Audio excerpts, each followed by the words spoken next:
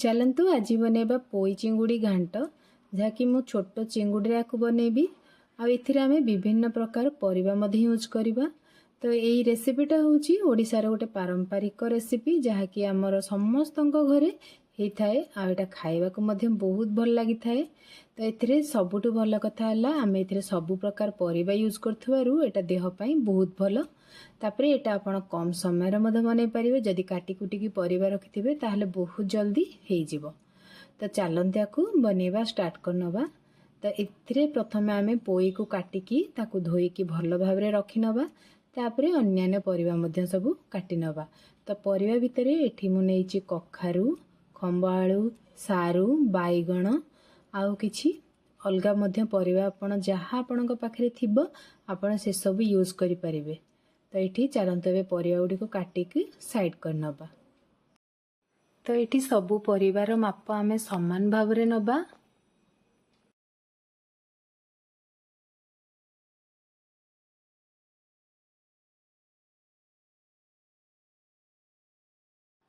परिबा भितर आमे कखारूर क्वांटिटी टिके अधिका रखिबा कारण घांटरे आमे टिके कखारू अधिका यूज करले घांटटा बहुत भल बहलिया हेकी थाए।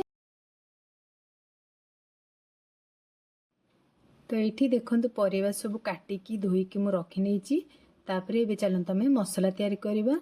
तो एथिरे आमे सोरिष मसला यूज करिबा जोथिरे सुखिला लंका, जीरा, सोरिष, रसुण किछि अदा याको भल भाबरे आमे एबे ग्राइंड करनबा। तापर ये चलतु आम चिंगुड़ी को भल भाव देखो ये मुझे धोई नहीं एबे याको आमे किछि हलदी, लंका गुंड आ लुण नहीं ताको भल भाव गोलेकी एबे आमे ताको फ्राई करनबा। तो फ्राई करिया पई एठी मु 2 बड़ चामच नहीं सोरिष तेल। आपण सबले जेतेबेले भी नॉनवेज करिवे सबले सोरिष तेल रे ही करिवे। सोरिष तेल रे हमर नॉनवेज रो टेस्ट आहुरी द्विगुण हो जाए। तो ये देखंतु चिंगुड़ी को मु अधा अधा भाजी नहीं पूरा भाजबेनी कारण चिंगुड़ी सुखी गले तार टेस्ट आसबनी। आपण हल्का या टिके 5 मिनिट भाजिकी साइड करने। तापर ये मु आउ 2 बड़ चामच ये सोरिष तेल नेली ता सहित किछि पंचफुटण, सुखिला लंका, तेजपत्र आउ ये मु नहीं फाळे पियाज। तो बड़ साइज रो पियाज सेटारो मु फाळे नहीं कि एबे मु ये भाजी नेली। तापर ये आम प्रथमे पोई जो काटिकी रखिथिले ताकू ऐड करनबा। पोई को टिके भाजी नबा जेहेतु से पानी अंश अच्छी सेटा टेस्ट को खराब करदब से टिके तार पानी अंश मारिदबा। यापर जो देखिए पोई टिके भाजी ही गलानी तापर अन्यान्य परिबा आमे सेतिरे मिक्स करनबा।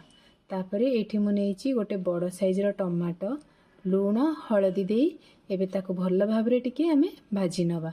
परिबाटा भाजीबा द्वारा हमर तरकारी टेस्ट बढ़ी जाय थाए सेति पई आमे ताको टिके 5 ରୁ 10 मिनिट टिके आमे घोड़ेकी भाजी नवा जेमती कि तार टिके पानी अंश मरजिवो।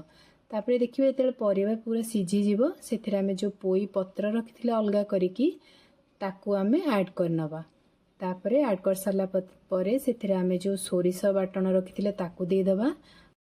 ता सहित एठी मु 1 टीस्पून नेइची लंका गुंड ताकू पके आमे भल भाबरे भी मिक्स करनबा जेमती कि पूरा मसला सबु तरकारी रे समान भाबरे लागि जीवो।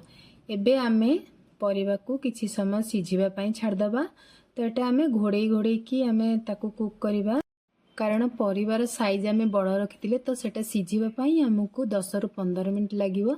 तापर देखिए जेतेबेले परिबा भल भाबरे सिझी जाइछि सेथिरे आमे जो भाजी के रखिथिले चिंगुड़ी ताकू पकई मिक्स कर दबा। तो एठी मिक्स कर साला परे देखंतु रेडी हे गला हमर पोई चिंगुड़ी घांट। तो एटा आपण घरे निश्चिंत बनांतु आउ करिकी अन्य मानको मध्ये खुआंतु।